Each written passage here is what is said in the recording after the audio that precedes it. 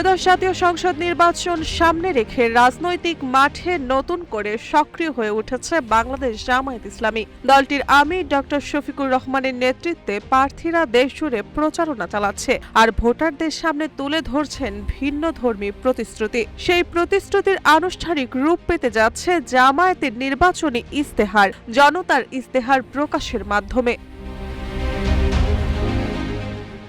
রাজধানী বনানীর hotel Sheraton ৪ ফেব্রুয়ারি সন্ধ্যায় এই ইস্তেহার ঘোষণা করা হবে। অনুষ্ঠানে দলটির শীর্ষ নেতাদের পাশাপাশি কূটনৈতিক, বিদেশি প্রতিনিধি, রাজনৈতিক ও বিশিষ্ট ব্যক্তিদের উপস্থিত থাকার কথা রয়েছে। দলীয় সূত্র জানায়, এটি কেবল ভোটমুখী ইস্তেহার নয়, বরং রাষ্ট্র সংস্কারের একটি সম্মিলিত রূপরেখা। ভবিষ্যৎ হোক নিরাপদ, বিনিয়োগ হোক বিশ্বস্ত, আর আমার পছন্দ সল্ট বে। ওয়েলকাম টু সল্ট বে।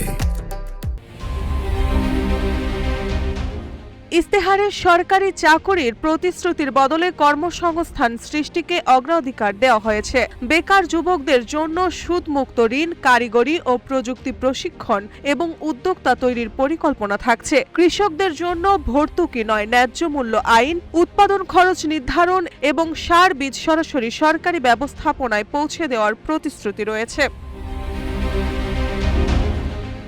নারী ইস্যুতে জামায়াত গুরুত্ব দিচ্ছে নিরাপত্তা ও মর্যাদাকে। সমান মজুরি, মাতৃত্বকালীন সুরক্ষা, ডে কেয়ার সুবিধা ও নারী নির্যাতনের দ্রুত বিচার নিশ্চিত করার কথা বলা হয়েছে। পাশাপাশি ব্লু ইকোনমিকে ভবিষ্যৎ অর্থনীতির চালিকা শক্তি হিসেবে গড়ে তোলা, বিদেশি উদ্যোক্তাদের অগ্রাধিকার, ব্যবসায়ীদের জন্য কর না বাড়ানো এবং গ্যাস বিদ্যুতের দাম স্থিতিশীল রাখার প্রতিশ্রুতিও থাকছে ইস্তেহারে।